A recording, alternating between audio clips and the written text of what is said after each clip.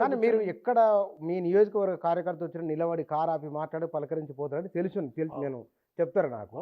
మరి మీరు ఎట్లా ఓడిపోయారు? ఇప్పుడు ప్రతి ఒకసారి ఒక్కరిని కలిసి మాట్లాడి ఒకసారి ఏమన్నా గాలిలో ఇగో అట్ట కాకుండా పెడతా అంటే ఆశ. బుచ్చన్న ఉం. మేము బువ్వ పెట్టిన, నువ్వు బిర్యానీ పెడతా అంటే నీ దగ్గరికి వస్తారు. మేము ఇక్కడ 5,000 రూపాయలు రైతు బంద్ ఇచ్చాం. వాళ్ళు 15,000 ఇస్తున్నారు. మేము 10,000 ఇస్తారు, 15,000 ఇస్తాను ఆశ.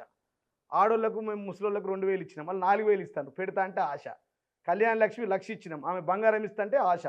వాళ్ళ పథకాలను ఇవాళ ఈ 420 చీటింగ్ ఏదైతే ఉందో కాంగ్రెస్ 420, ఈ 420 పథకాలతో ఆశపడిపోయారు. తెలంగాణలో పెడతా అంటే ఆశ. బుచ్చన నీకు నీకు ఎవరికైనా ఆశ, ఆ ఆశతో పోయిర్రు. ఇవైతే పక్కా వస్తాయి. మిషన్ భగీరథ నీళ్ళు వస్తాయి, కాళేశ్వరం నీళ్ళు వస్తాయి, కరెంట్ వస్తుంది, 2,000 పింఛన్లు వస్తాయి, కేసీఆర్ వచ్చిన వస్తాయి, రాకుండా వస్తాయి అని అనుకున్నారు. కానీ అదనంగా వస్తున్నాయి కదా గవి. రేవంత్ రెడ్డి గారు ఏమో చెప్పిండు కదా, ఇవన్నీ ఇస్తా, గుట్టను తెచ్చిస్తా, ఆకాశంలో చందమామని తెచ్చిస్తా అంటే ఆశపడ్డారు. వాళ్ళకు ఓటేసిరు. ఇలా మోసపోయారు. వాళ్ళే ఇవాళ మళ్ళీ మాకు చెప్తా ఉన్నారు, బిడ్డ మోసపోతుంది అంటే ఈ లెక్కన మీరు అన్న లెక్కన ఇక లోక్సభ ఎన్నికల్లో బీజేపీ కాంగ్రెస్ సీట్లే రాకూడదు. ఇక మరిగా ఇప్పుడు మేము సీట్లు ఏమవుతాయండి? సీట్లు వాళ్ళకో 2, వీళ్ళకో 2, మాకో 10 వచ్చినాయి అనుకో, ఏమవుతుంది దానికి? లోక్సభలో వస్తుంది ప్రజా రెఫరెండమా? ఇప్పుడు వాళ్ళకి వచ్చినాయి, వాళ్ళు గెలిచిరు. రేవంత్ రెడ్డి రెఫరెండం మంచి మాట అన్నారు. రేవంత్ రెడ్డి ఇప్పుడు మొన్న లోక్సభ ఇప్పుడు ప్రజాస్వామ్యంలో ప్రజలే న్యాయ నిర్ణేతలు, ప్రజలే దేవతలు, రెఫరెండం అన్నాం మొన్నటి ఎలక్షన్ లో. మాకు 37% వచ్చినాయి. 37%, 25% వచ్చినాయి. ఆయనకు 38.50% వచ్చింది.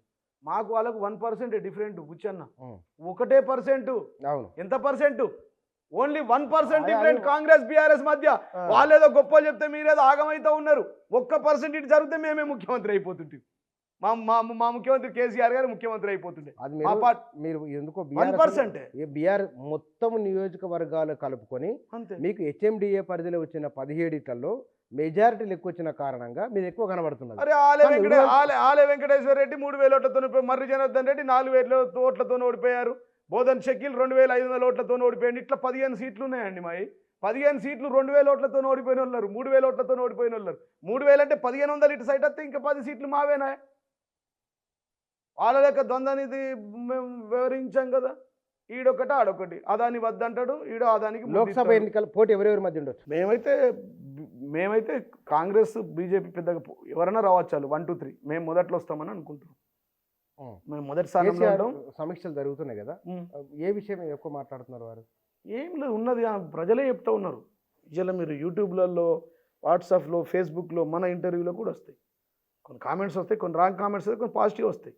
అదే అడుగుతారు ప్రజలు. అయ్యా మాకు 4,000 ఇస్తున్నారు ఇవ్వండి, మాకు తులం బంగారం ఇస్తున్నారు ఇవ్వండి, రైతు కూలీలకు కూడా ఇస్తున్నాడు 12,000 ఇవ్వండి, నిరుద్యోగాలు ఇస్తున్నాడు, ఉద్యోగాలు ఇస్తున్నాడు ఇవ్వండి, అవే అడుగుతారు. మరి బీఆర్ఎస్ మళ్ళీ టీఆర్ఎస్ ఏంటంటే నిజమేనది బాగా చాలా మంది ఎక్కువ అడుగుతున్నారు. మేము ఏమంటున్నాం అంటే మా పార్టీ నిర్ణయం, మా పార్టీ అధ్యక్షుడు ముఖ్యమంత్రి కేసీఆర్ గారు, వర్కింగ్ ప్రెసిడెంట్ కేటీఆర్ గారు, ముఖ్యులు హరీష్ రావు గారు ఉన్నారు. వాళ్ళు నిర్ణయిస్తారు. దానికి ఒక కమిటీ ఉంది. మా పార్టీ సిద్ధాంతాల మీద నడుస్తుంది. వారే నిర్ణయం తీసుకుంటే ఆ నిర్ణయం దాంట్లో ఏముంది అడుగుతున్నారట కదా. మళ్ళీ బీఆర్ఎస్ ఎందుకు టీఆర్ఎస్ నిజమేనా? అది మా ముఖ్యమంత్రి గారు, మా అధ్యక్షుడు నిర్ణయం తీసుకుంటారు. చర్చ జరుగుతుందా పార్టీలో? బయట చూస్తూ ఉన్నాం. మేమైతే అట్లా అనుకోవట్లేదు, ఏమైతే తెలియదు. ఒకవేళ ముఖ్యమంత్రి గారు నిర్ణయం తీసుకుంటే అయిపోతుంది. ఏముంది, 1 నిమిషం పని కదా. ఒక చిన్న సంతకం పెట్టేసుకుంటే అయిపోతుంది. ఏముంటుంది దాంట్లో? వర్కింగ్ ప్రెసిడెంట్, ముఖ్య పొలిటి బ్యూరో వాళ్ళందరూ ఉంటారు. వాళ్ళందరూ ఒక సమావేశం అవుతారు, అయిపోతాయి. దాని గురించి 100 రోజుల రేవంత్ రెడ్డి పరిపాలన ఓపెన్గా చెప్పండి. ఒక రాజకీయ నాయకునిగా, ఒక అడ్వకేట్గా ఎట్లా ఉంది పరిపాలన? మరి బీఆర్ఎస్ మరి ఏం సున్నా అని చెప్పి మీరు మీ లెక్క పెట్టుకున్నారు. ఏది 111 రోజులు లెక్క చెప్పకండి. ఇప్పుడు మేమేమంటే మాట్లాడుకున్నాం, 100 రోజుల్లో మార్పు అన్నారు. కాంగ్రెస్ రావాలంటే, కాంగ్రెస్ వస్తే మార్పు, కాంగ్రెస్ రావాలి, మార్పు కావాలి అన్నారు. కాంగ్రెస్ వచ్చింది, మార్పు అయింది. ఏం మార్పు అయింది?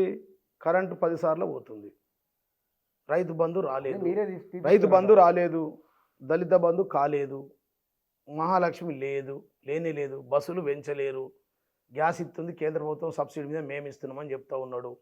ఆయన ఇచ్చింది లేదు. ఇక మిగతా ఇవన్నీ ఉద్దర పథకాలే కదా. ఇప్పుడు కార్పొరేషన్ ఆయన ఇచ్చింది ఏంది చెప్పు? కార్పొరేషన్ నుంచి వచ్చిన ఆర్టీసీ కార్పొరేషన్ నడుస్తుంది బస్సు, ఇది సివిల్ సప్లై గ్యాస్ది నడుస్తుంది. ఆయన తీసుకొచ్చిన కొత్త పథకాలు చెప్పండి నాకు. Right, okay. కాళేశ్వరం దగ్గర ధర్నా ఇప్పుడు 10,000 మందితో పెడతాం. ఇక మాకేముంటుంది ఇప్పుడు? ధర్నాలు, రస్తారోకలే కదా. ప్రజలు రమ్మంటే పోతాం. ప్రజలు రండి సార్ అంటే మేము బయలుదేరి వెళ్తాం మళ్ళీ ఇంకా ప్రజా మూమెంట్ కదా మాది. కానీ ఫీలింగ్ ఒకటి, అధికారంలో ఉన్నప్పటికీ ఇప్పుడు ఎందుకంటే ప్రభుత్వంలో ఉండడం వేరు, ఎమ్మెల్యేగా మా ప్రభుత్వం లేకుండా గెలవడం వేరు, ప్రభుత్వంలో భాగంగా అవడం వేరు, ఆ పవర్ వేరే ఉంటుంది కదా. ఇవాళ మీ అనుభవం ఏమిటి? ఏం లేదు, ప్రభుత్వం ఉన్న రోజు అట్లనే ఉన్నాం, అనుభవంలో రోజు సీఎం ముఖ్యమంత్రి గారితో ఉన్నప్పుడు అంతే ఉన్నాం, ఈఏలో కూడా అంతే ఉన్నాం. కాకపోతే ప్రజలు మార్పు కావాలనుకున్నారు కదా, వీళ్ళు మార్పు చేస్తే బాగుంటుందని కోరుకున్నాం. ముఖ్యమంత్రి గారు చేసిన పథకాల కంటే ఇంకా బాగిస్తారని చెప్పి కోరుకుంటున్నాం. మరి వాళ్ళు బాగా చేస్తే చెయ్యాలని మేము అనుకుంటున్నాం, కానీ వాళ్ళు ఫెయిల్ అయితే మాకే మంచిది కదా. ఫెయిల్ అయితే ఇంకే పార్టీ ఉంటుంది, మా పార్టీ ఉంటుంది కదా. ప్రజలు ఇలా ఆలోచిస్తారు. మళ్ళీ ఇది మన చేతిలో బుచ్చన్న నేను మాట్లాడుకున్నట్టు ఉండదండి. రైతుల కడుపు నొప్పి అయింది అనుకో, రైతులతో పెట్టుకున్నది ఏ పార్టీ ఇంతవరకు ముదరవల్లే ఈ దేశంలో. రైతు ఏడిచిన రాజ్యం ఎద్దేడిచిన వ్యవసాయం ఎక్కడ బాగుపడలే. రైతు ఏడిచిన రాజ్యం ఎద్దేడిచిన వ్యవసాయం ఎక్కడ బాగుపడలే. ఇప్పుడు వర్షాలు రాకపోతే ఇప్పుడు మేడిగడ్డలో 3 TMS నీళ్లు ఉండే, అవి సముద్రంలోకి ఎందుకు వదిలారండి? దాంట్లో వినాలి ఏమైందండి? ఇప్పుడు ఎలుకల బాధకు ఇల్లు గాల పెట్టుకున్నారట బుచ్చన్న, నువ్వు చెప్పింది అట్లుంది. ఇంట్లో ఎలుకలు ఉన్నాయని ఇల్లు గాల పెట్టుకున్నారట. 2 పిల్లర్లకు రిపేర్ చేయకుండా 5-15 కోట్లు పెట్టి సముద్రంలోకి నీళ్ళు ఇడిచి పెడతారా? మీ ఇంట్లో ఎలుకలు వచ్చినాయి, ఇల్లు గాల పెట్టుకుంటావా? ఎలుకల బాధకు ఇల్లు గాల పెట్టినట్టుంది మన రేవంత్ రెడ్డి గారి పాలన. వినాలా సార్, ఎలుకల బాధకు ఇల్లు గాల పెట్టుకున్నట్టు ఉంది రేవంత్ రెడ్డి పాలన. 2 డ్యామేజ్ అయినాయి, డ్యామేజ్ చేపియు నువ్వే కదా ముఖ్యమంత్రి, నీ చేతిలో చెక్ పవర్ ఉంది కదా, నువ్వు డిసిషన్ తీసుకోవచ్చు కదా, యూ హ్యావ్ డిస్క్రిమినేషన్ పవర్ కదా. అవి చేపించి ప్రజలకి 5 TMSలను ఎత్తిపోయు, SRSPకి నీళ్లు పంపియు, మా లిఫ్ట్ల ద్వారా నీళ్ళు ఇయ్యు, మా గుత్ప ప్రజలకు ఈ పంటకు కూడా నీళ్ళు ఇయ్యు, నీకే గొప్ప పేరు వస్తుంది కదా. రివర్స్ పంపింగ్ ద్వారా నీళ్లు పోని, ఎత్తిపోతలతో నీళ్ళు ఎత్తిపోయు, ఉన్న TMSను సముద్రంలో గిడిసబెట్టినావు. రేపు ప్రీపెయిడ్ వస్తుంది, రేపు మోడీ ప్రభుత్వం మళ్ళీ ఈ ఎలక్షన్స్ అయిపోయిన తర్వాత కేంద్రంలో ప్రభుత్వం వచ్చిన తర్వాత ప్రీపెయిడ్ కరెంట్ వస్తుంది. ప్రీపెయిడ్ ఏం తెలుసు బుచ్చ, నీ తోట్ల ముందే కట్టాల. నువ్వు 10,000 అకౌంట్లో వేస్తే పేటిఎం ద్వారా 10,000 వరకు కరెంట్ వస్తుంది, కరెంట్ కట్ అయిపోతుంది. తర్వాత ఇప్పుడు 70,000-80,000 కోట్ల అప్పు ఉందని ఆయన అంటుండు, మాకు తెలియదు. 8 లక్షల కోట్లట కాదు, ఈ దీంట్లో కరెంట్ అవి కడితేనే ఇస్తాడు, లేకపోతే ఇప్పుడు నీ ఇంటర్వ్యూ ఉండదు.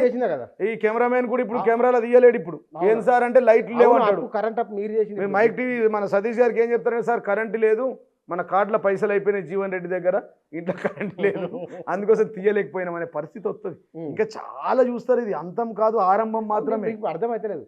బీఆర్ఎస్ వాళ్ళు చేసిన అప్పులకే తట్టుకోలేకపోతే సార్ మేము ఏం చేసిర్రో మేము ప్రజలకు ఏం చేసినామో అంత లెక్క ఉంది. మీ దగ్గర లెక్క ఉంది, కాగ్ రిపోర్ట్ ఇచ్చింది, ఏం పనులు చేసినాం. మీరు విచారణ కమిటీ అన్నారు, మీరు విచారణ కమిటీలు వేసిర్రు, అసెంబ్లీలో మాట్లాడుకున్నారు, మీరు ఏం చేస్తారో చేయండి. ఇప్పుడు మీరు 111 రోజులు అన్నారు దీనిపైన నాకు కాంగ్రెస్ నుంచి రెస్పాన్స్ వస్తుంది.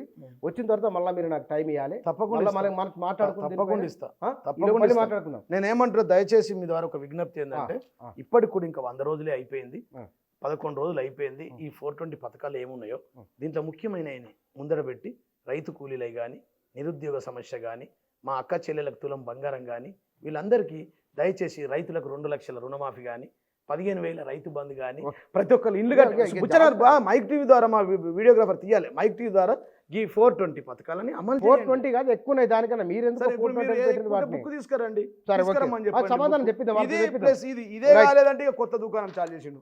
5 న్యాయ్ 25 గ్యారంటీ, ఇవి కూడా చేయండి, అవి కూడా చేయండి, అన్ని చేయండి. మీకే కదా అధికారంలో ఉన్నది.